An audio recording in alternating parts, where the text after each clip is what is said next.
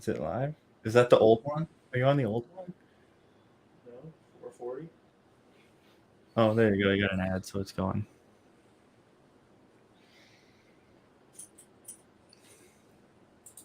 Welcome, guys, to the Ant-Man and the Wasp Quantumania spoiler talk. This is round 2. We had some technical difficulties, so hopefully this fixed them. Our test sounded okay. But welcome, everybody who's watching live, watching the replay, listening over at the Zach Milne Talks Movies podcast for this special episode, the special spoiler talk. And I'm not alone, guys. I went and saw Ant-Man and the Wasp with some family members, and because it's Family Day here in Canada, I don't know if you guys have that anywhere else, I am joined today to talk about this and all of its spoilerly goodness with my cousin Maya. What's going on, Maya? Hello. Just here talking spoilers. That's right. And this is your first time, not only live on the channel, but I mean, you did a trailer No. ago. I was in the Famous Cats video. Thank you very That much. was a while ago. That was your biggest hit.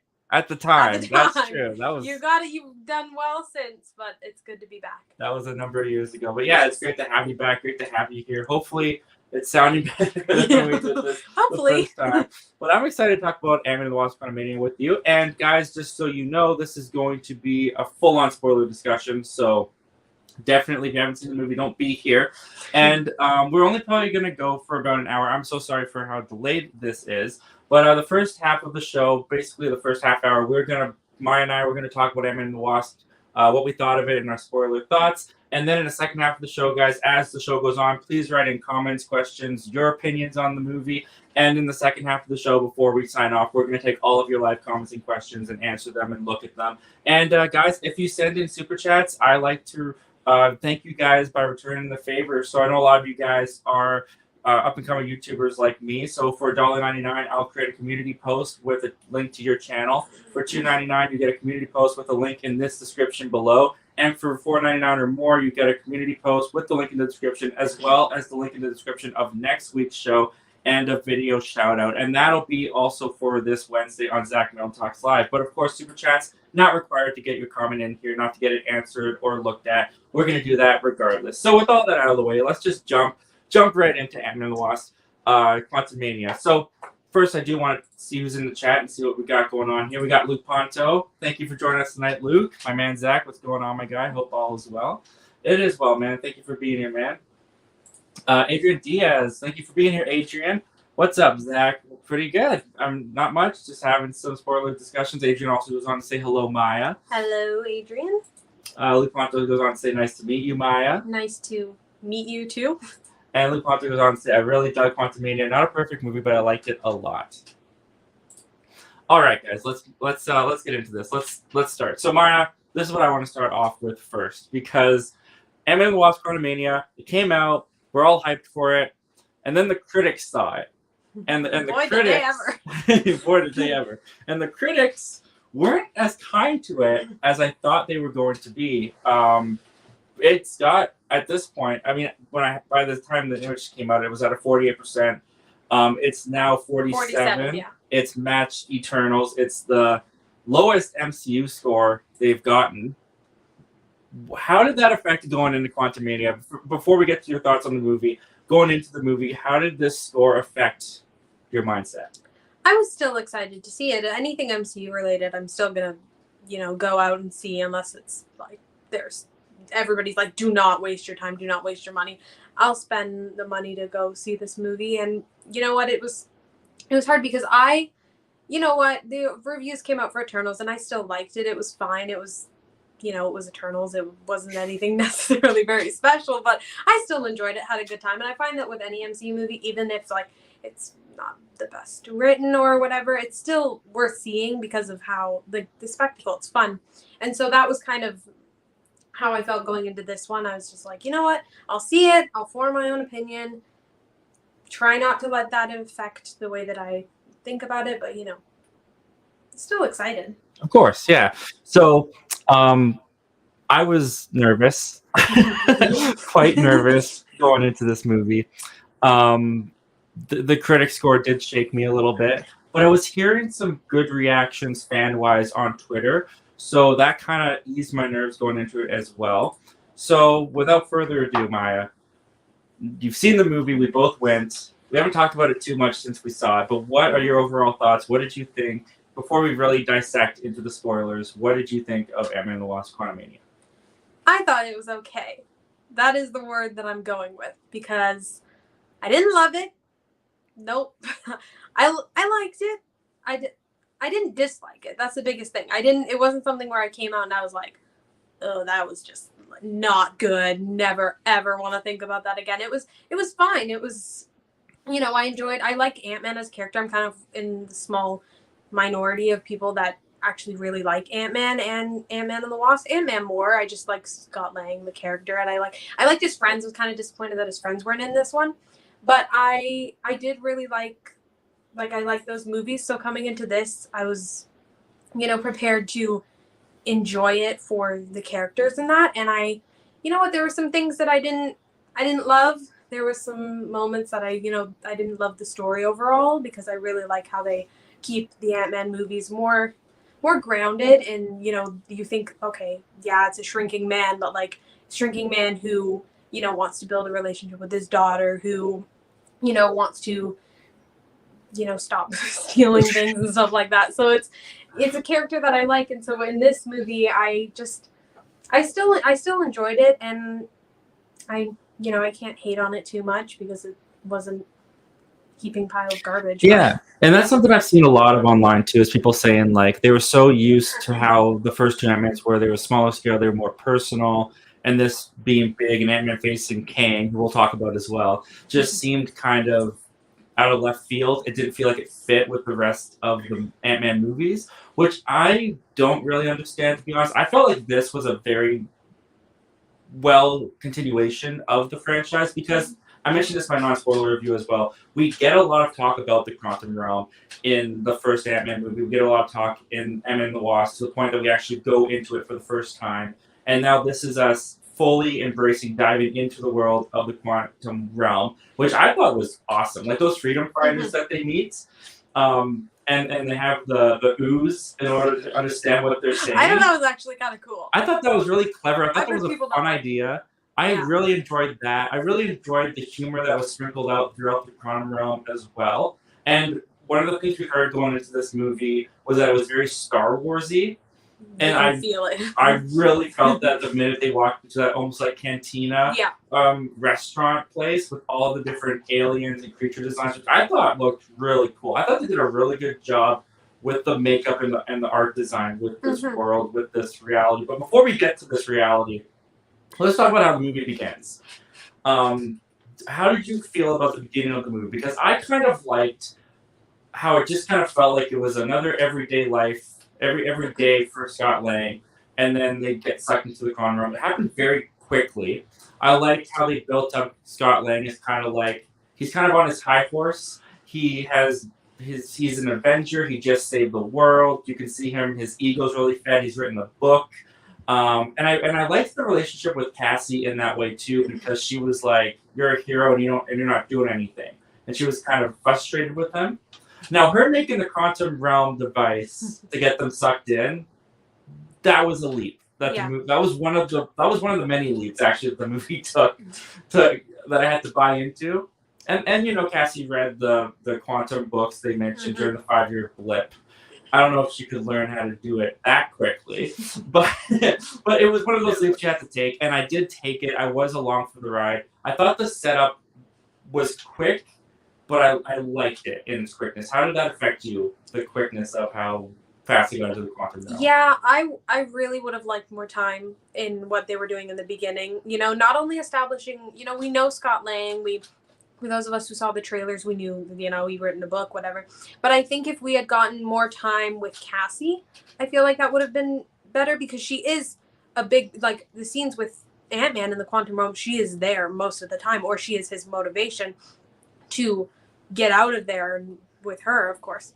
And so I really would have liked more time to establish that. I think that if they had more time, not only at the beginning, but at the end with them to establish their connection, because they haven't really, for 5 years, I don't remember how long after Endgame this is, but they haven't really they haven't seen each other in 5 years, and I know that it was unfortunate because he wasn't blipped. He was in the quantum realm, but still, Mhm. he Which I he forgot was about, to be gone. Yeah, honest. When they were he was talking about it, I was like, gone. he wasn't blipped. If What are that you talking rat about? had not gone over the van, he would have still been gone, possibly. Like nobody would have been back.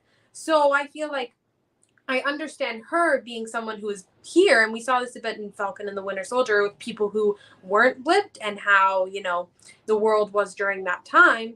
And I think that if we had seen a little bit from her perspective, because I do like the motivation of her wanting to help people. And I think that also matches even, she was a little kid, but she was also a little kid with a big imagination.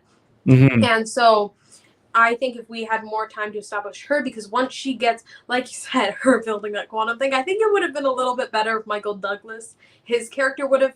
It would have given him something to do. Yeah, and then when he comes in with the ants that he loves so I much, like the ants. That was my favorite maybe that line. would have been because I like ants. he was literally like, I guess every dad on vacation, like just drinking his drinks, hanging out. Like he was like, I'm in the quantum realm that my wife got sucked into for 30 years. No biggie. I'm just gonna go chill with my aunts. Like I feel like he should have had a lot more to do because he was the one who essentially chose Scott to be like his Ant-Man. Like, yeah, he didn't have much choice after. Like, it wouldn't have happened if Scott didn't break into his place and whatnot. But I feel like it would have given him more to do. And then also, if we wanted to set up Cassie, I feel like her learning more about that, or maybe he shouldn't. Michael Douglas shouldn't have been blipped, and then they could have, she could have spent the 5 years at his place, learning about the quantum realm and whatnot, or something like that. But that wouldn't have made sense for Scott. I can but see that. Something to connect them a little bit more because she already she called them grandma and grandpa and whatnot. So clearly she has a relationship with them, but it didn't really establish that she was with her dad as much. So I wish we had more time with them not in the quantum realm, but that's yeah. I definitely think Michael Douglas was kind of checked out at times in this movie. I don't think he knew.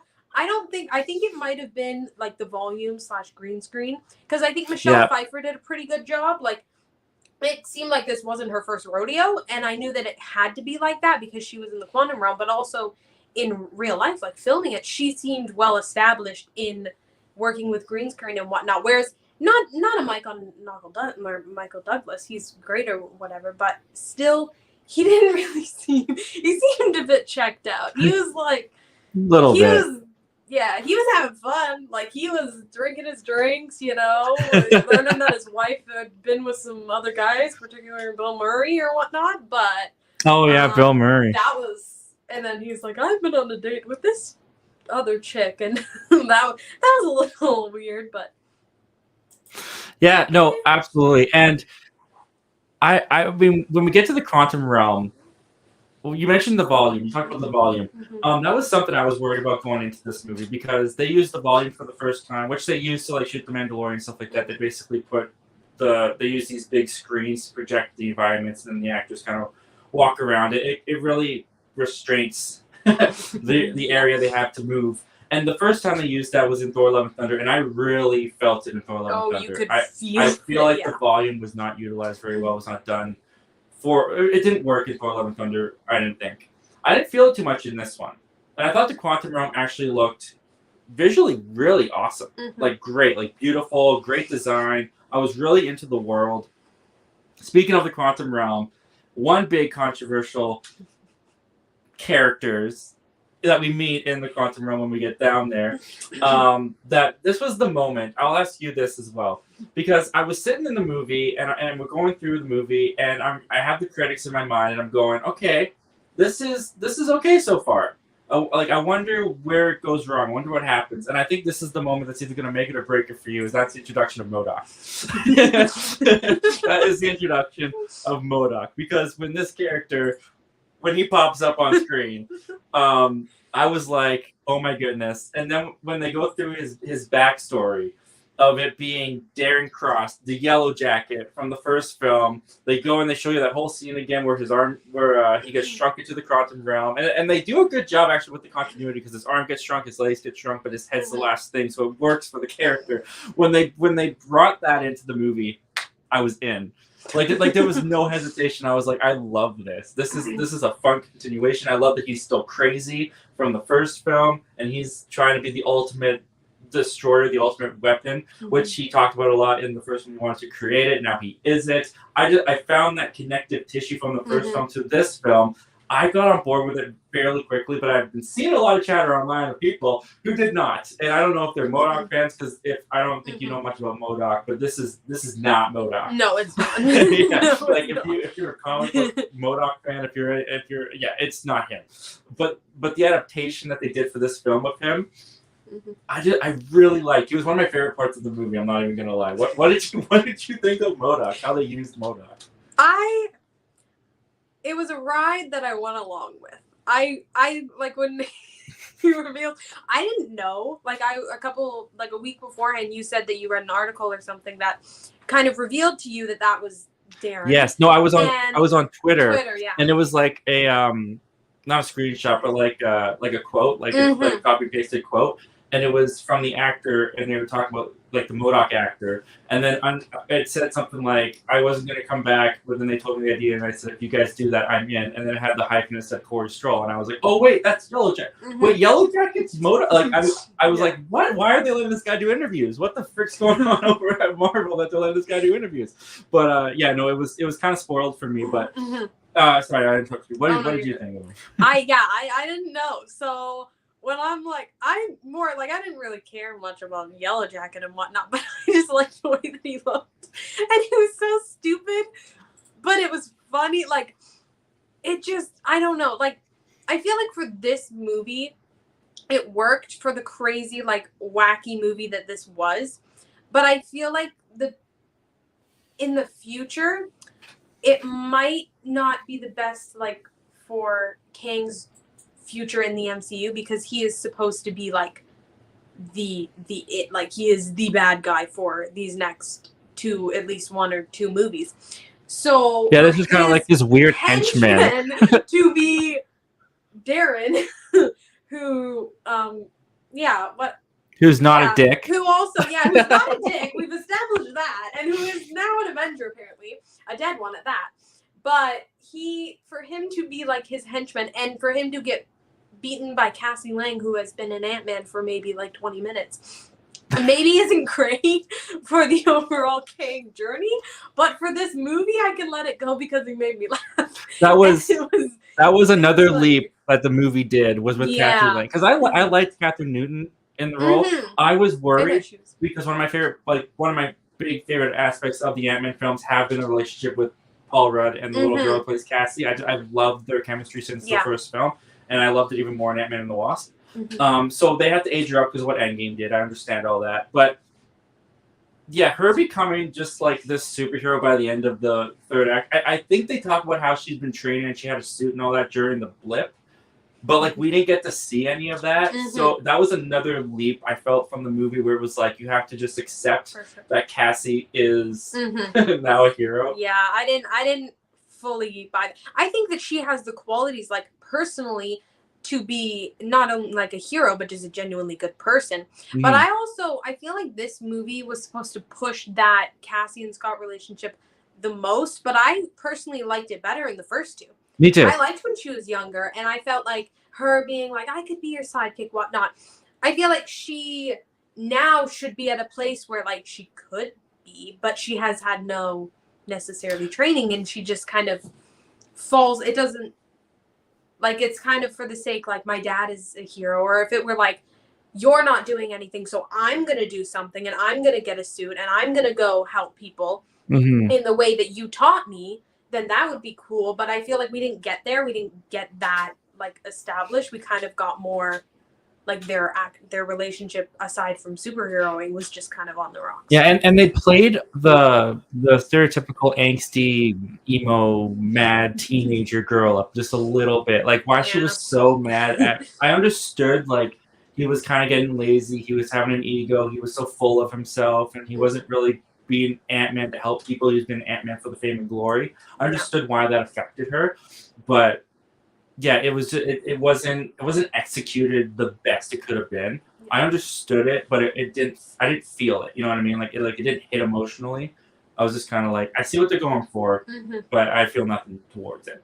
Yeah, and I feel like that's almost the thing that needed, like, other than the quantum realm, obviously, I feel like that's the thing that needed to work, because if they're doing this whole young Avenger or whatnot, like, she's gonna go on, be who she is, like the Ant-Man or Wasp or whatnot, I feel like it's different because they're kind of doing with the Young Avengers thing, they're making younger versions of all these characters that were originally established. Like Iron Man, we've got Ironheart, and then, Spider-Man was also kind of getting with the Iron Spider suit and all that, was getting to the Iron Man part. And all these younger, like, or even just kind of. Well, you had the little adopted girl from Love and Thunder. Yeah, that one. Which, not earned, but we're not here to talk about Love and Thunder. I feel like these aren't really being, like, I feel like Scott himself hasn't gotten to the point where he's gonna retire. Like, yeah, he had his arc like, Endgame this all wouldn't have happened without him. Like, they had no ideas, like, it was kind of established that Tony was thinking about it, like time travel and whatnot, when he went and did, like, tried to figure it out for Scott. But I feel like he's not really, even if he did retire, I feel like Michael Douglas was retiring. Michelle Pfeiffer. He retired in this movie. Did you see his performance? So he's putting the mantle down to Scott, but Scott is still like Ant-Man. Like, he's still, and the Wasp is like alone. Like, she's doing, it was like telling her she's in her like boss move, like she's doing all this stuff, great stuff for the world and whatnot. So why would she like retire? Like, she's doing other things, heroing things, not only wasping, but like in life. Right. So, I forgot. There's like that brief moment at the beginning where she's like running a business. Yeah, she's like they say doing things for the world. What did they say? That they like converted the quantum energy or something into self-powering Earth. I don't remember what it was. It was like energy something. Clearly, that totally flew over my. I totally forgot about that. Yeah, that was so rushed at the beginning. See, that's why I feel like I would have liked a lot more time in the beginning to establish not only like Cassie and Scott's relationship, but also Ant-Man and the Wasp don't get a lot of time together in this film. So when she comes to the end and like kicks Kang and whatnot, and then they're like, oh, we're gonna go back. First of all, how did you know that they were gonna bring you back? They were not worried at all that they weren't gonna be brought back to Earth or whatever. So they were just chilling in the quantum realm, like having their moment, while I was like, so do you know that you're gonna get like out of here, or are you just like chilling like we're about to die, like end of Rogue One, spoiler alert. But like it just seemed off to me, like they had no real moments. No urgency. And no moments earlier in there, like to establish their relationship. Like I feel like maybe that's what Ant-Man and the Wasp was for, but then again, like they both got blipped back, like he's trying to be there for his daughter. Also, don't like that the mom wasn't in it, like his ex-wife from the first one. But that's also the cop guy, stepdad. Like they weren't in it, so I feel like you don't get rid of those fan favorite characters just to. Were they fan favorite? They were fan favorite. Maybe not the wife, but my security guard guys, they were my favorite. Michael Pena and them. Pena. Yeah. How do you not? Like, I know David Desmalchian was in this film. He was the holes guy or lack of holes guy. No, he was not. Was he really? That's who he was, because I said at the end of the credits, I'm like, oh my goodness, he's going to be in a post-credit scene because he's credited here. He was the no holes guy. Oh, I liked that guy. Awesome. That was one of my favorite Freedom Fighters. Like, I have 7 holes. Counting his holes. Yes, I do have 7 holes. I counted with them. They left that beat there, and I was counting with them. It was pretty funny. funny. Little kids in the audience are like, Mommy, how many holes do I have? Yeah, they were just. I would not want to be a parent after have that conversation. Was interesting. We had a lot of kids in our theater, so I feel like if you don't get rid of those characters to not spend more time on the characters that you already have. Like, it's a good point. They took time. Like, these characters aren't in it where, they were in their plot lines in the kind of more B plot lines in the first two. But if you took those out, you could have spent more time like with the Ant-Man and the Wasp. But in this movie, they're not there. So there's really no excuse to not be spending that time other than other things that got in the way. Like, I feel like we didn't necessarily need, other than them getting a ship, we didn't necessarily need Bill Murray in this. Like, his character, I feel like that was kind of for an off joke that she slept with somebody else. Like, okay, whatever. Like, she clearly had already told her daughter. I don't really think clearly Michael Douglas didn't care, but like I think there's things that they could have done to establish these characters and their relationships a bit better to even further like the MCU, because clearly even to spend more time with Kang, like they could have gotten rid of those characters and gotten rid of so many moments to spend more time with Kang, but I feel like it wasn't used as well as it could have been. I feel like that's my gripe with this movie. It's not what it could have been. It's really shoulda, woulda, coulda. The movie, like It shoulda, woulda, coulda. The movie. It could have been this. It would have been better if it did this. But I got what I got, and I still enjoyed it. So, Yeah. but I still have in the back of my mind, like, why didn't you do this? Speaking of him, we've taken a little bit to get to him, but to be Yes. fair, so did the movie. Yes. No, he was in the first scene. Oh, right. He crash lands in the very He first crash scene. lands, and I was And then it takes an hour. I was like looking at my watch, like my watch, my phone. Like, okay, when are we getting? Where's Kang? Where is Kang? Like this, he's supposed to be like the guy for the MCU for So- the next however long. So this I understood a little bit because I feel like this movie kind of changed my perception of what the MCU shows could be. Mhm. Because after watching this movie, I kind of Yes. view the MCU shows as bonus content. Yeah. If they keep doing what they're doing. Because in this movie, there was a lot of build up to Kang. Which, like, with us, the hardcore MCU nerds that watch and digest everything, we're like, we know who this is. We know what he does. Let's get to him.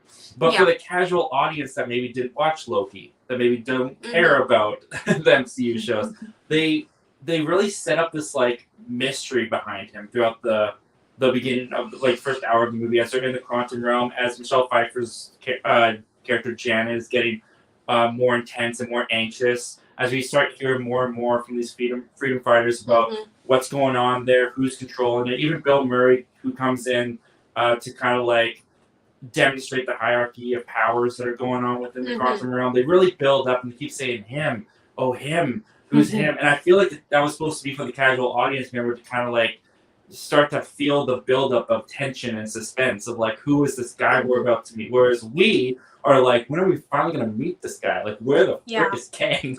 Yeah, I felt that. But then he does come in, and it was the first time we really saw him in the flashback with Janet because Janet and them are talking about who it is, and then we get the flashback story of how Janet helped him get crash landed. She helped him build his ship, and then she finds out he was exiled Kind from of fell asleep the during other that part. people. We didn't know who they were, but in the end credit scene, we know that it's the Council of Kang. So they exiled him to the quantum realm where there's no time or space, so he can't escape.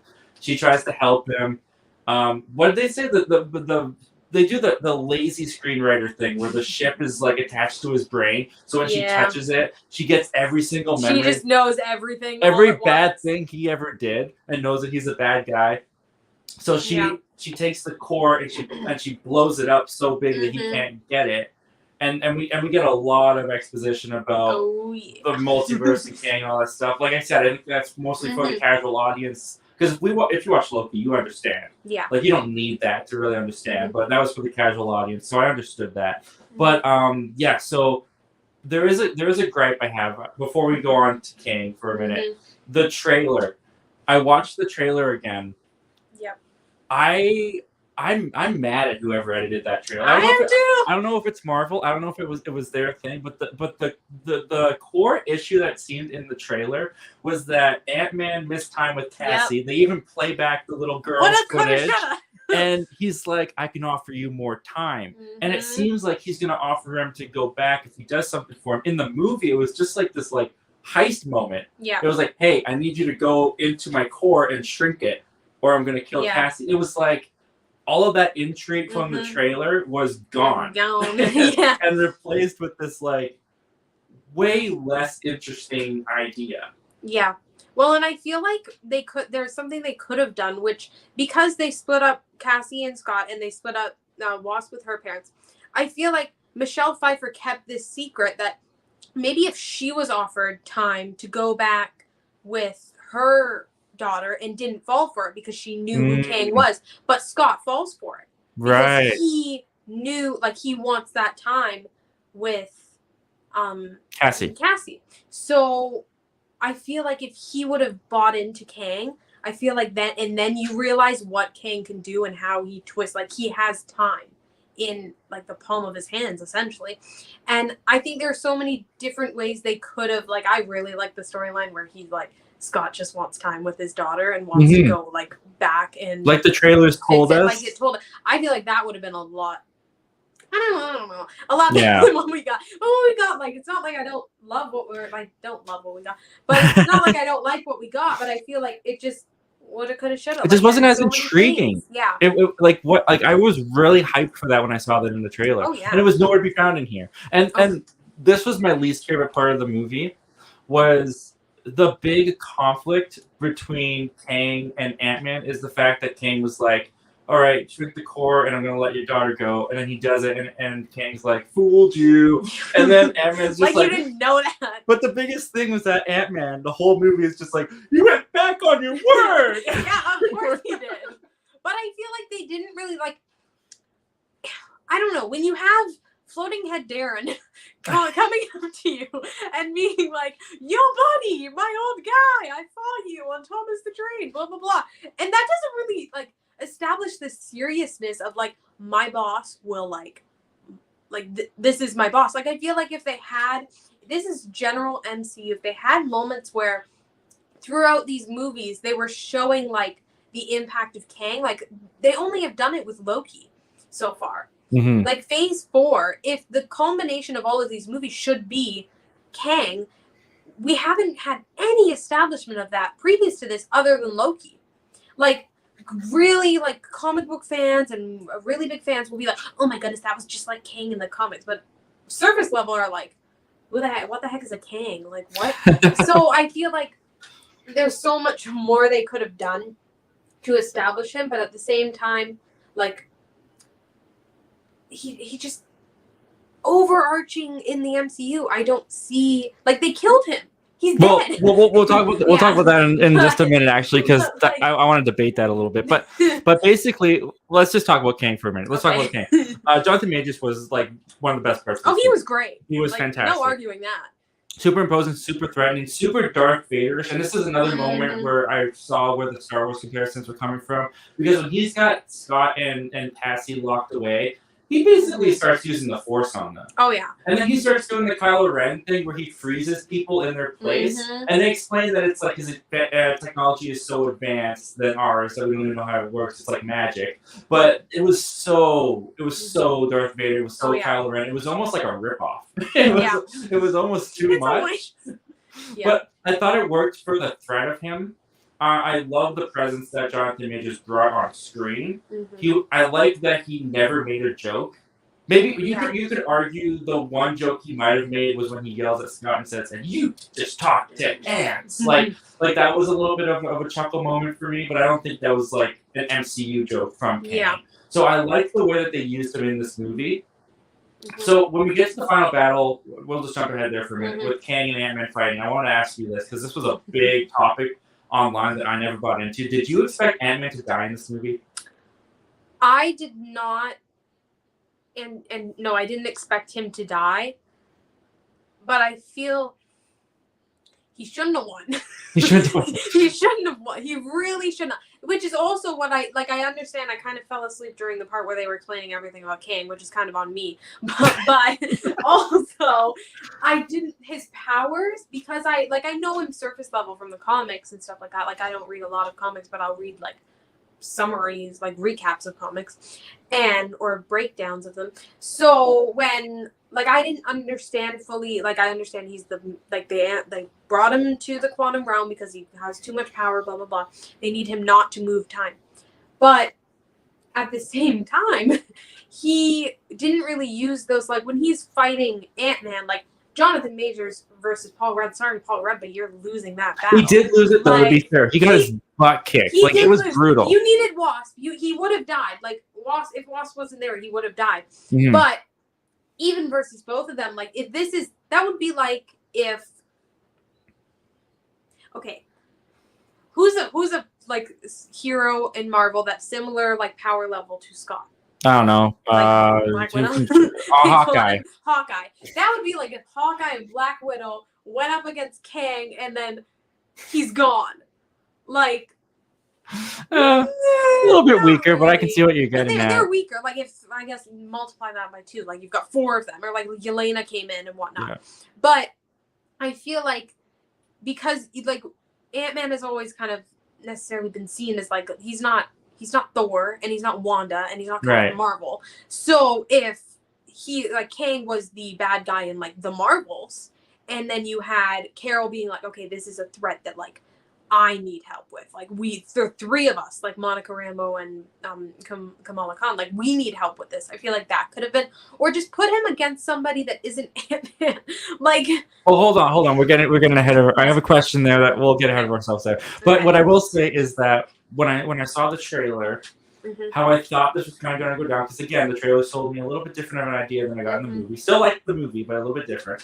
I thought that the deal was going to be, I can give you time with your daughter, you let me out. Mhm. And I thought it was going to be this kind of poetic ending where Ant-Man essentially is the one who helped us, who essentially is the reason why the last big bad got beaten. Yeah. And I thought it was But going to be then this he like caused- poetic thing where it's like, and he's the one who let the next big bad out. You know what I mean? So I thought he was going to get out of the quantum realm, which I thought they were heading towards because he did almost get out. Mhm. I was not expecting Kang to get defeated. No. Now the question with this is, do you think this Kang? Because I was the whole expectation was that this was the Kang that we were going forward this is with. the Kang. This is yeah. the Kang, not just a Kang. No, this is is the guy. Kang. And they kind of ended the movie in a way where it was like, is this the Kang? Yeah. So, what do you think? Because I don't think he's dead. I think they just set this guy up so much that I think, I don't know, maybe he went like further into the quantum realm because he went into the shrinking device, right? So he just shrunk even further, which maybe he'll go to a realm where he gains even more power or something, right? I just can't believe that I wouldn't believe that he's dead. Because if the MCU does this thing, this is where the MCU will lose me, and I think we'll lose a lot of audience members. If we go through Phase 5 and we lead up to Kang Dynasty or we lead to Secret Wars, and it's just like each movie is a different Kang, and we just defeat the Kang again and again and again until Kang Dynasty. Repetitive and we get, boring. yeah, we get like the ultimate Kang and Kang Dynasty or something. That I'm not going to be into that. No. It's going to get repetitive and it's going to get boring, like you said. So, do you think that this Kang is the one we're moving forward with eventually, or do you think this one's done and we're getting another Kang going forward? I think it would make more sense if he's not dead, because, well, put it this way: the point of an Avengers movie is you can't, like, I can't fight this guy on my own. Like, I need the Avengers. Like, we're calling in the Avengers. This is a bigger threat than just one single hero can focus on or can defeat. So the fact that Ant-Man himself with Wasp could, and the ants, don't forget about them. Oh my goodness! Can we talk about the part where the ants come back? I love it. And I didn't mind this part as much, but when the ants come back and he's like, the ants went into a different realm than we did, and they lived thousands of years and built a whole city, and then they found us. Man. Then why didn't they? No, because that is just stupid. Because okay, I'll leave that to later. But anyways, he's not like. You can't. That'd be like if, like, I know that Loki was technically defeated in the first Thor movie. Like Thor won essentially. I know he wasn't technically, like, they had that weird guy. Hold the that tore microphone. around Hold the microphone close the to city. you. Yeah. Yeah. But the guy that like went around the city and destroyed it or whatnot. But Loki was it was his journey as well.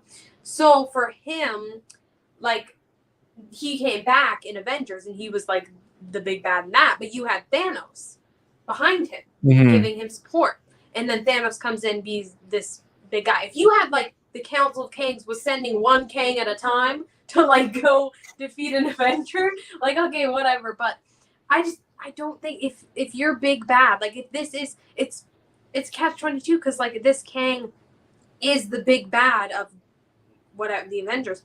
Supposed to be. Why did he get defeated by one single member who technically isn't even, I don't know if he's what his like status card says right now, but like he's author/Avenger right now. Like, he's not the Avenger. Like, I don't even know, like, are there any Avengers right now?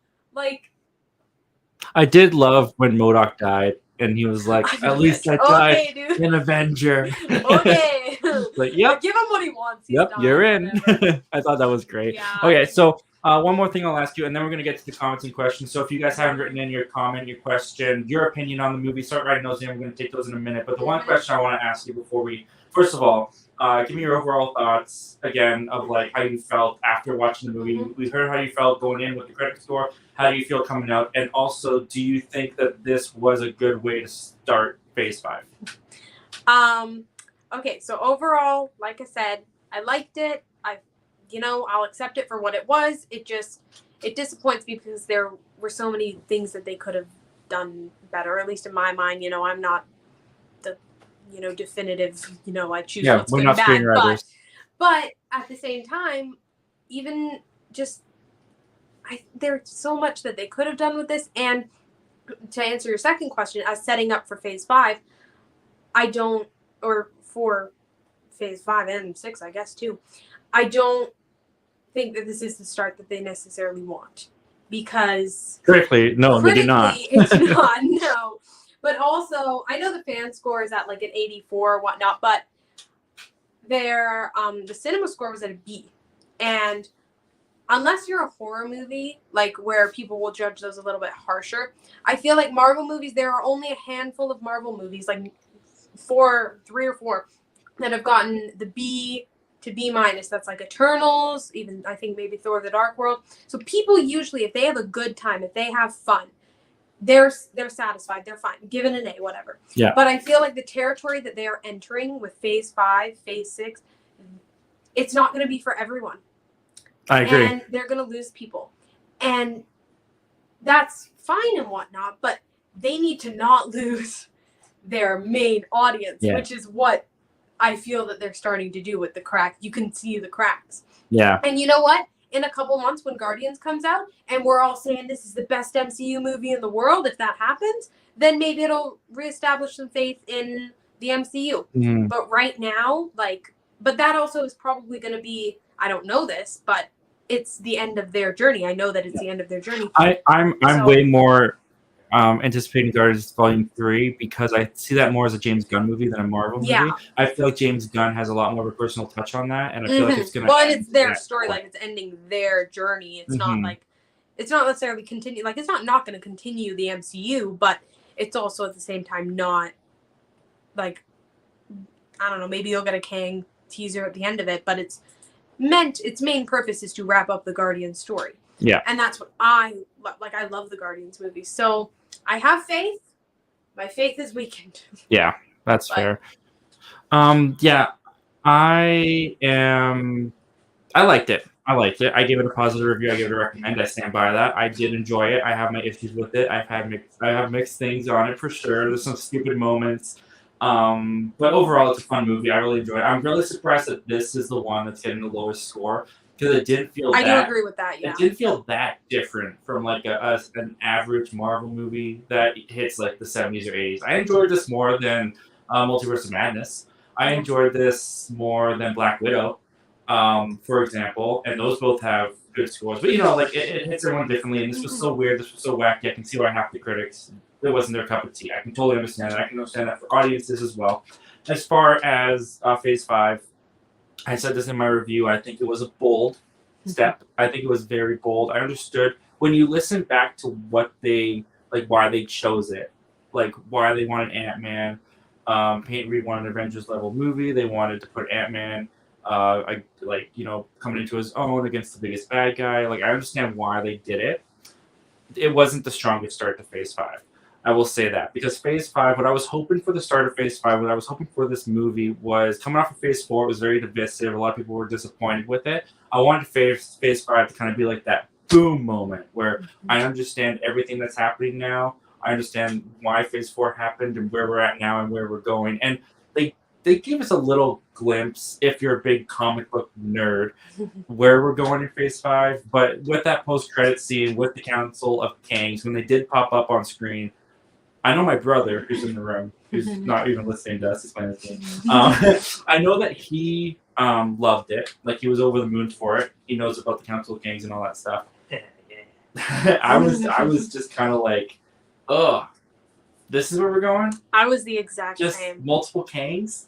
I was not That's what's happening. That's my biggest unpopular opinion about this movie, because I came and everybody seemed to everybody liked the movie, loved the post-credit scenes. They might not have loved the movie, but they appreciated and enjoyed the post-credit scene. I gotta say, I don't really. Yeah. I'm not one of the people that loves multiple timelines, multiverse stuff in general. I think if you do something really creative with it, or you there's so many opportunities that you can do with it, but I feel like I just all these Kangs are popping up, and I'm like, we didn't even get to spend enough time with the main Kang, and now all these weird other guys are popping up, and the only reason I liked the second one was because of Loki, because I really like Loki. That was just a Loki season 2 and teaser. which they could have just said, yeah. I like Owen Wilson though. Like, what do Yeah. you mean? This guy seems cool. He seems cool. And we can go on a jet ski with him.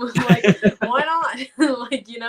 But I just I like the second one, a post-credit scene, better than the first one. But I did not. Anything is better than the end post-credit scene in Ant-Man and the Wasp with the ant playing the drums.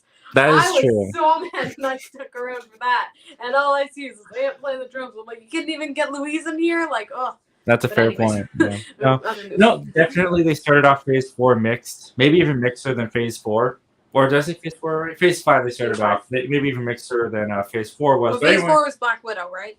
Yeah, Phase 4 was WandaVision Black and Widow. then Black Widow first Yeah. movie, but Yeah, but guys, those are our spoiler thoughts on Ant-Man and the Wasp Quantumania. So start writing in the chat, guys. We're going to start taking your comments and questions and see what you guys had to say about Ant-Man and the Wasp Quantumania. Let's see here. So where did we leave off? We got. Oh wait, sorry, no, we're here. I think Luke just said, "Nice to meet you, Maya," and then he said, "Really dug Quantumania. Not a perfect movie, but I liked it a lot. I had the same feelings. It wasn't perfect, but I liked it." Adrian Diaz, yeah, Quantumania was good. It wasn't all that perfect, but it was good. It's my favorite in the Ant-Man films. Oh yeah, where does it rank in your Ant-Man films? I forgot. Bottom. The bottom. Okay. Ant-Man. No, I'll tell you right now. It's Ant-Man, Ant-Man Quantumania, and then Ant-Man and the Wasp. I like this I'd more have than to Ant-Man and think the about Wasp. it. Ant-Man is definitely the first Ant-Man is definitely number one. Even though Ant-Man and the Wasp isn't movie-wise people's favorite or whatnot, I can go to that movie and I can watch it and have a good time. I can put it on and there's boring parts, but I love his friends. I love when he goes to school and he's a little tiny dude. I love his friends with the truth serum. There are stupid parts in that that, but I'd have to think about it. I need more time with. I thought the villain was superior in this one, and so was the humor. The humor hit me a lot better constantly in this one than it did in Ant-Man and the Wasp. Ant-Man and the Wasp was a little.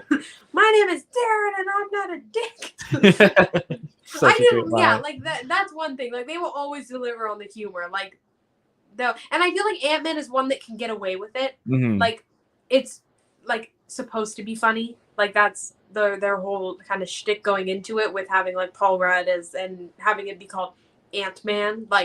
Yeah. You're gonna get some laughs. So I'd have to digest it. Schofield Studios says, hey, Schofield Studios, thanks for being here, man. Thanks for joining us. Lance Jackson says, hey, everyone. Well, hey, back, Lance. Hey. Thanks for being here, man.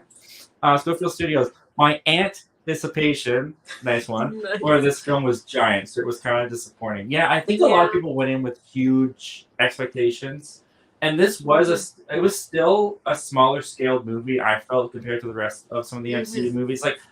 It was an Avengers level. It didn't feel like an Avengers movie. As much as people wanted to go for that, it still felt contained and small, and it didn't have huge consequences. At least not the consequences that I was looking for it to have or hoping that it would have. Well, it felt less of a Avengers movie than Guardians of the Galaxy did. The first Guardians, that Power Stone, it's the Power Stone. If they don't solve that issue, there are massive repercussions. So as much, and then even going into a different universe, you compare Quantum Realm to going into space, they're both, it felt bigger in different areas, felt bigger, but this to me did not feel Avengers level. Yeah. And I feel the threat should have felt Avengers level. Yeah. Because this is the Avengers threat. Kang, it's Kang Dynasty. But I think even the title Kang Dynasty implies multiple Kangs. Yeah. It is the dynasty, from the beginning to end, the dynasty of Kangs. So I have to wait and see. You have to see. Lou Ponto. I don't really get the hate for this one. I don't get it. I don't get the hate. I understand why people would be disappointed or like, yeah, it's not their favorite, but I don't understand the intense hate for it. I don't think it's an awful movie. This was my most anticipated MCU movie of the year. I was a little disappointed with it, but it's still a fun movie. Yeah, I think people just like.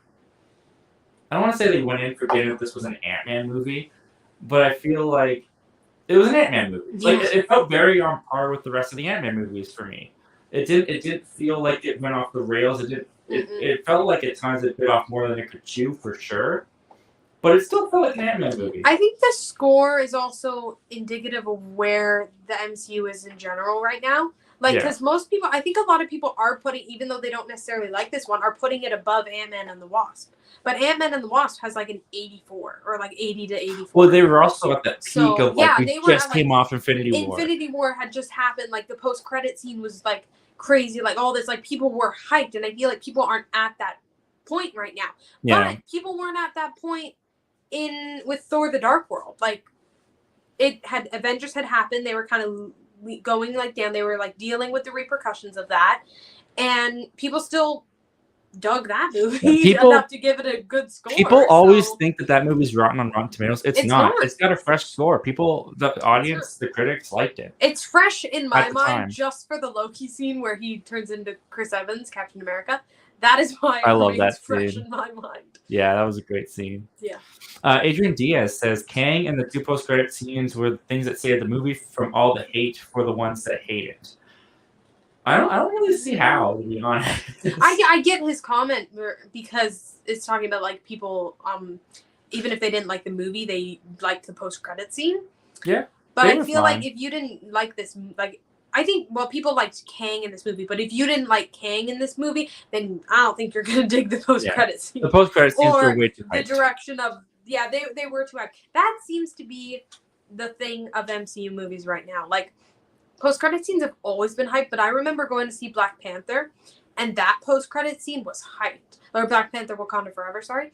And that post-credit scene. What was the post-credit scene? It was he has a son. Wait, that was the post-credit scene? That was, the post-credit scene. That wasn't a part of the movie. That was the post-credit scene. Oh. And people were... Oh, right. Like, so, like, oh my goodness, this post-credit scene is going to change the world because they figured Young Avengers, I guess. So I guess that's what people thought. But I just don't... To me, it was like, okay, he has a son. Great way to, like, wrap up his story. He has something that he's leaving into the world other than, like, his legacy as a child now. But, like, I don't know. Like, it didn't, like... That's funny. I didn't remember that. Like, the MCU for me, like, I don't know. I didn't remember that being the post-credit scene. That's funny. I don't know if there's a last one either. Yeah, I don't remember. Post-credit scenes are not as memorable to me as they were. Schofield Studios. I watched the Adult Swim show starring MODOK, and that version of MODOK from the cartoon is just as over the top as the version in the movie. Yeah, that's the thing. Is I've seen the MODOK show. I think they put it on Hulu in the States. It was on Disney Plus. It got canceled. It's not on anymore. The essence of MODOK was still the same in Ant-Man and the Wasp Quatumania. Mm-hmm. The backstory was just completely changed, and who the character was completely changed. But I still enjoyed it a whole lot. I still, I might have to check that one out. I think one of the big reasons why I enjoyed that so much, or enjoyed MODOK in this movie so much, is because I heard so many people say that they hated him. Yeah, so I had low expectations. I was expecting him to be really annoying. Like, I thought he was going to be a side character that just, like, wouldn't shut up and was going to be, like, super annoying. Mm-hmm. But I don't understand why people hate him. I think isolated on his own, he's... Well, yeah, like, don't make awesome. a MODOK movie. No, but I mean also, like, in the terms... Like, if he wasn't, like, Kang's, like, right-hand man... Or, like, I guess, technically, like, that's what he's supposed to be, I guess. Like, I guess so. Or at least he works like he's employed or whatever by Kang. But he's not really, like, giving me Conqueror vibes. He's more like, hey, guys, maybe I'll kill you, maybe I won't, but let's go get a drink while we're at it or something like that. He's just weird. That was an obvious joke, too, but I liked it when he was, like, talking to Scott, and he was like, MODOK, it's a machine-operated, designed only for killing. And Scott was I can't believe you remember that. Isn't that Modaf. Yeah. And I was like, yeah, that's not. I respect, love like that. it. I only love that line because that's where my mind immediately goes to with acronyms and stuff like that. I'm like, but that's not correct. Like, Yeah. there's another letter in there, but like certain letters just are disqualified. Like they don't count. Like it doesn't matter. We'll just Yeah, I thought forget it was funny. Schofield Studios, the whole film was like Star Wars on a drug trip. Yeah, all the way down to the point that Star Wars is divisive and now the MCU is divisive. If there was a trip scene in this movie of like they drank some like weird goo or something like They that. did. Well, they did, but if like it like led to them tripping, that would have been funny. That's just the whole movie. It's such a already trip that if they added something. No, I liked that. I liked that they had to drink the ooze, and I liked like when they were like drink good the plot. ooze. Oh, and the Drink guy that the could read ooze. minds. Drink the.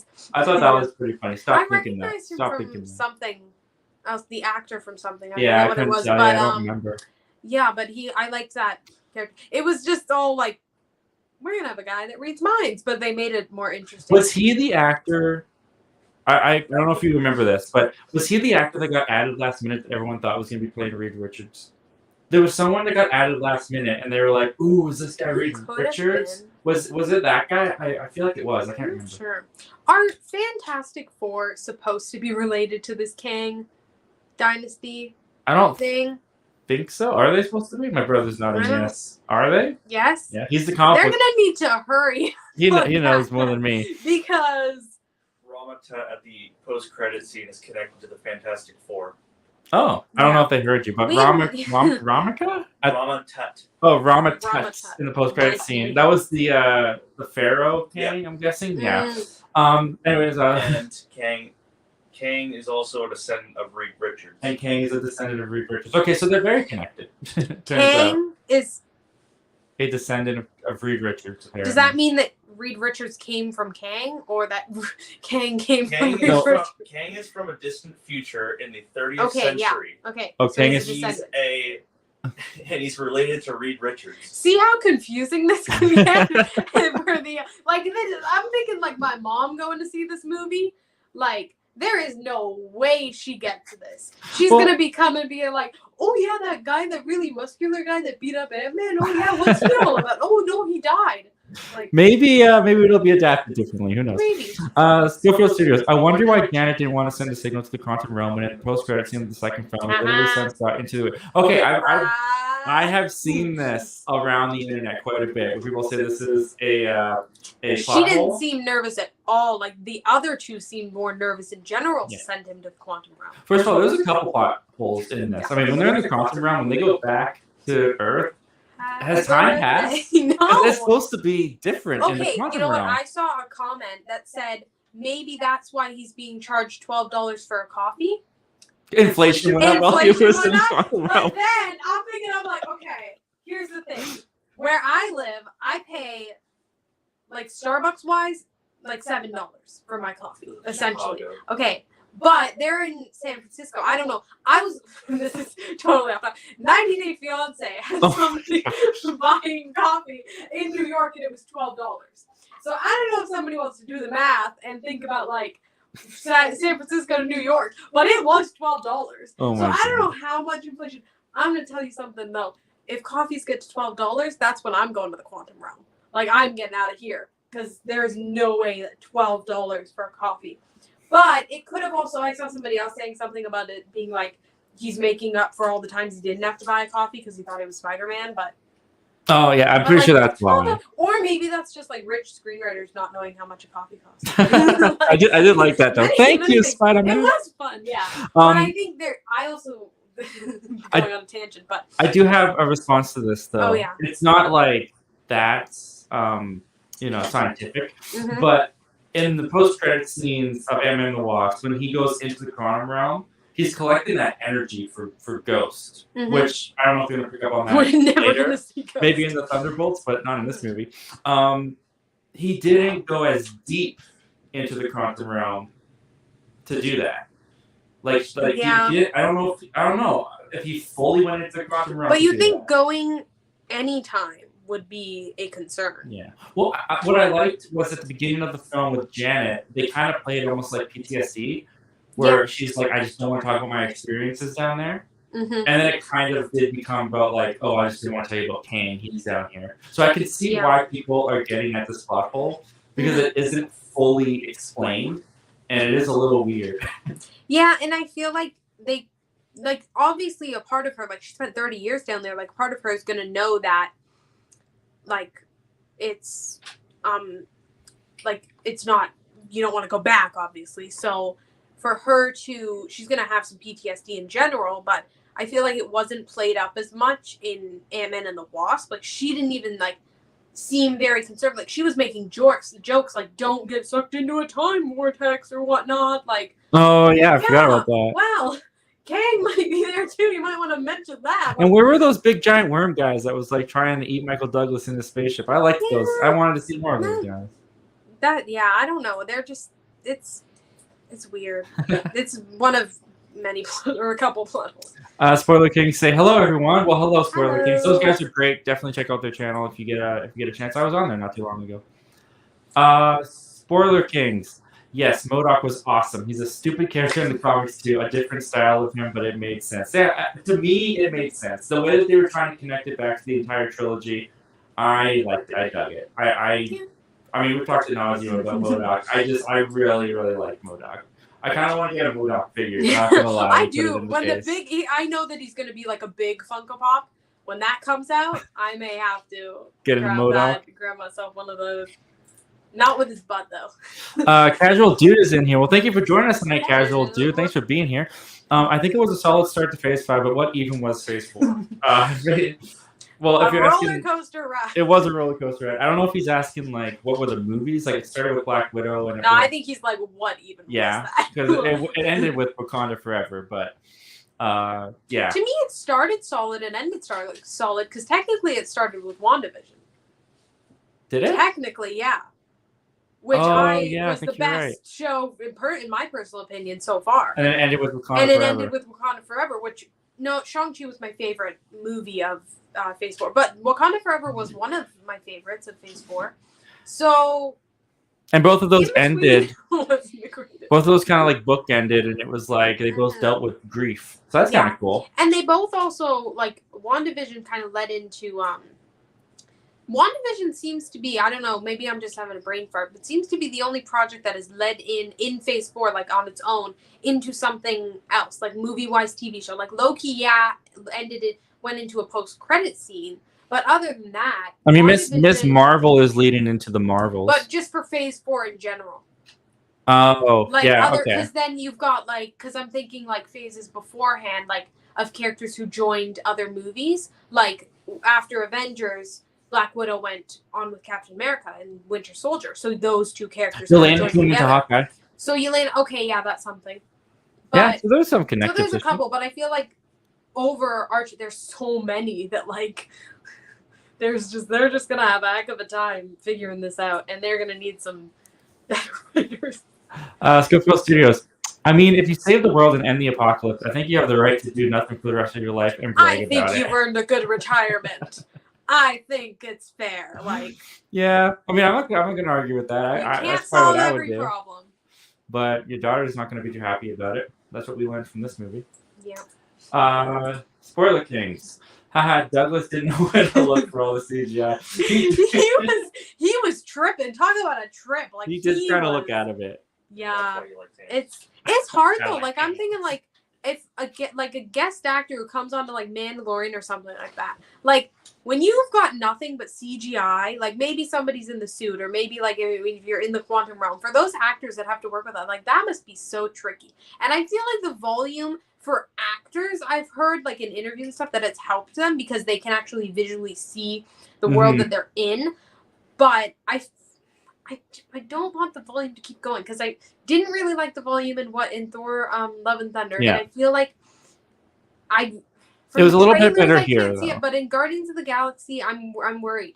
In Volume 3, I'm a little... I don't know if they used the volume. Did they? Volume okay. 3. Because I didn't see much like in the trailer because like you could tell in certain projects like Thor Love and Thunder, you could tell in some of the trailer like images, like when he's talking to the Guardians and whatnot. Like you could, I'm like, can I just like poke a hole through that wall and nothing's there? Like what's going on? But, yeah, it's just sometimes it's so flat. Yeah. It's like you can tell there's nothing beyond that image. But it didn't look too bad in this one, I didn't think.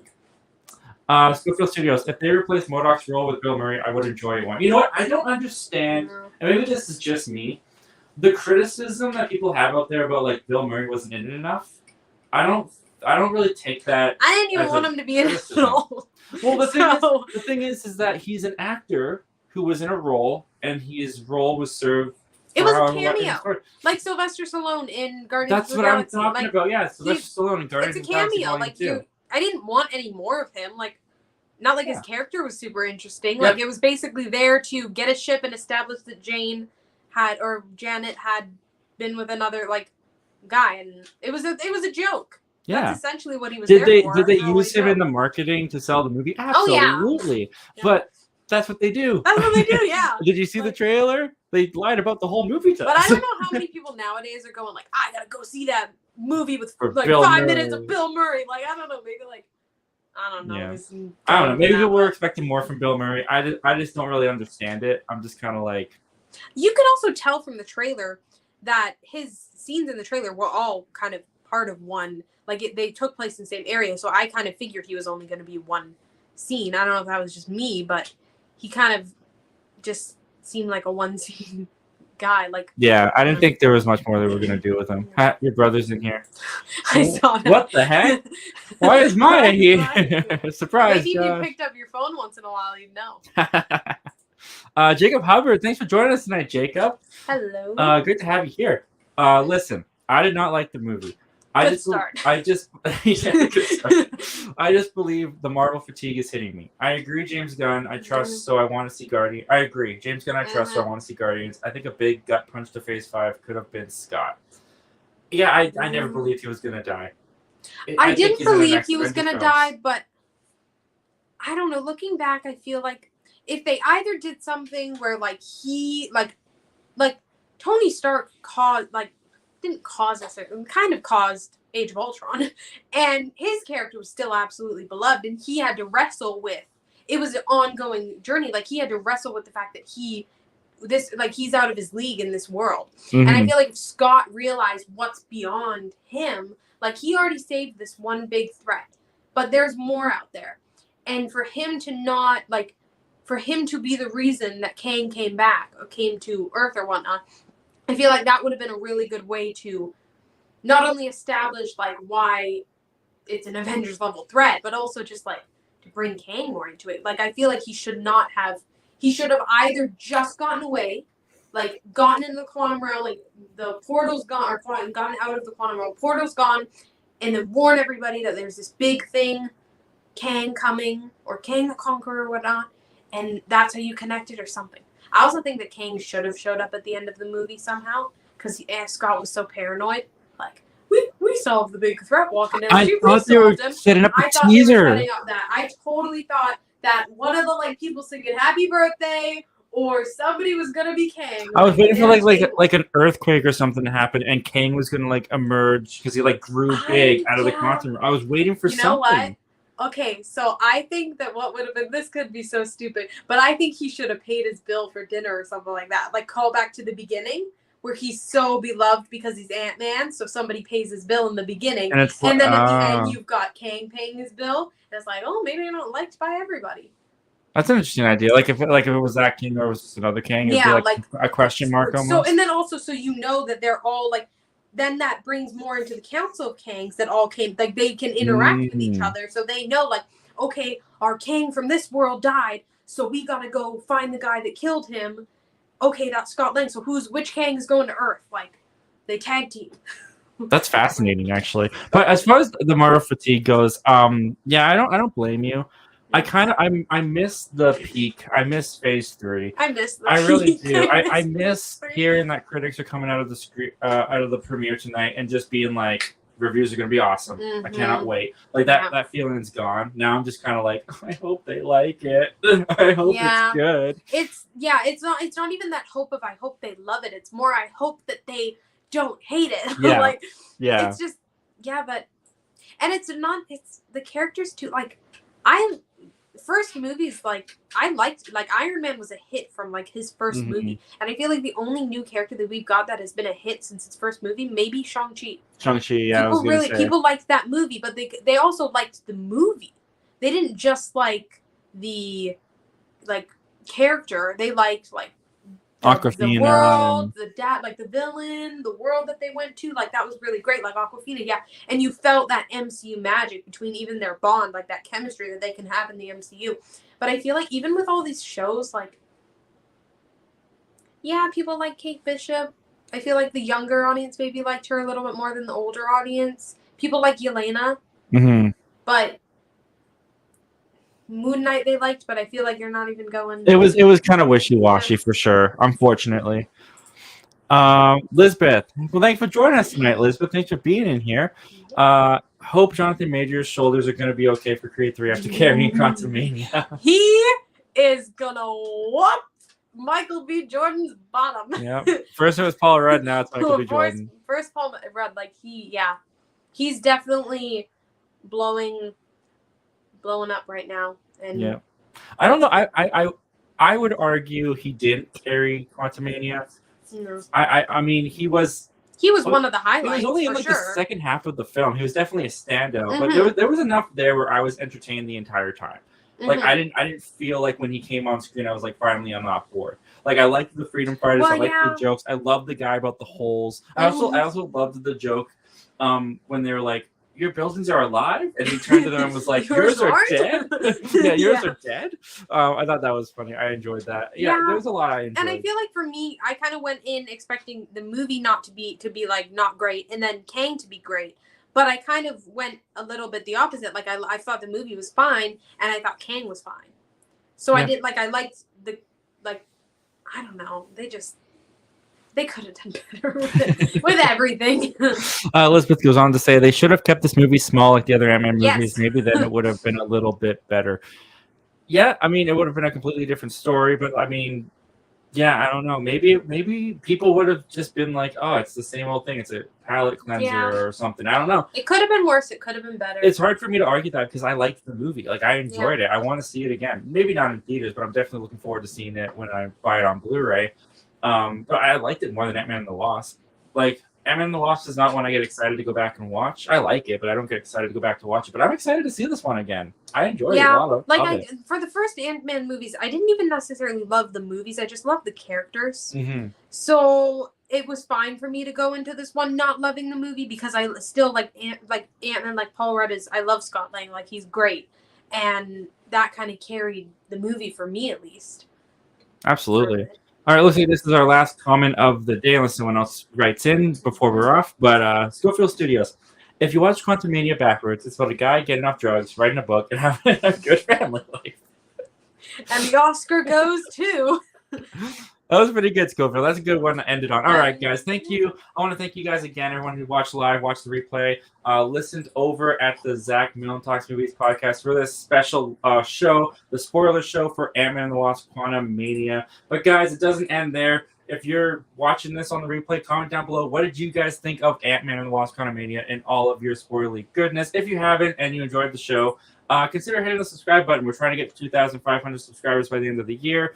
We're not doing too bad to get there, actually. So if you like the show, if you enjoyed your time, consider hitting the subscribe button, joining us. We'd love to have you here. I want to thank my guest, Maya, for being here, joining me. Thank you for having me. Yeah, it was great. I mean, we saw the movie together. It was family day, so it felt appropriate to do a family show. I got my brother in the room here, too. Thank you for joining us. Thank you for helping us with the technical issues that we were having. There was a lot that went behind the scenes today, guys. We've been working on this since 2, and we finally got the show. Hopefully this worked at like 4:40. So thank you for all your patience. Thank you for all of those who joined us.